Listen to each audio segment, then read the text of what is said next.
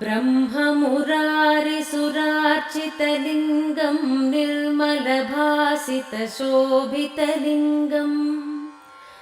जन्मजदुःखविनाशकलिङ्गं तत्प्रणमामि सदा शिवलिङ्गम् देवमुनिप्रवरार्चितलिङ्गं कामदहन करुणाकरलिङ्गम् रावणदर्पविनाशकलिङ्गं तत्प्रणमामि सदा शिवलिङ्गम् सर्वसुगन्धसुलेपितलिङ्गं बुद्धिविवर्धनकारणलिङ्गम् सिद्धसुरासुरवन्दितलिङ्गं तत्प्रणमामि सदा शिवलिङ्गम्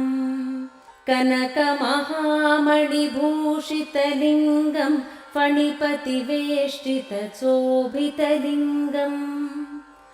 दक्षसुयज्ञविनाशनलिङ्गं तत्प्रणमामि सदा शिवलिङ्गम् कुङ्कुमचन्दनलेपितलिङ्गं पङ्कजहार सुशोभितलिङ्गम्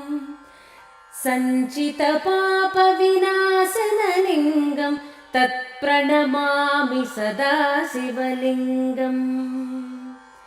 देवगणार्चितसेवितलिङ्गं भावैर्भक्तिभिरेव च लिङ्गम् दिनकरकोटिप्रभाकरलिङ्गं तत्प्रणमामि सदा शिवलिङ्गम् अष्टदलोपरिवेष्टितलिङ्गं सर्वसमुद्भवकारणलिङ्गम्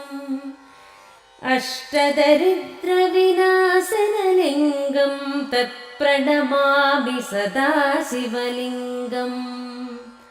सुरगुरुसुरवरपूजितलिङ्गं सुरवनपुष्पसदार्चितलिङ्गम् परमपदं परमात्मकलिङ्गं तत्प्रणमामि सदा शिवलिङ्गम् लिङ्गाष्टकमिदं पुण्यं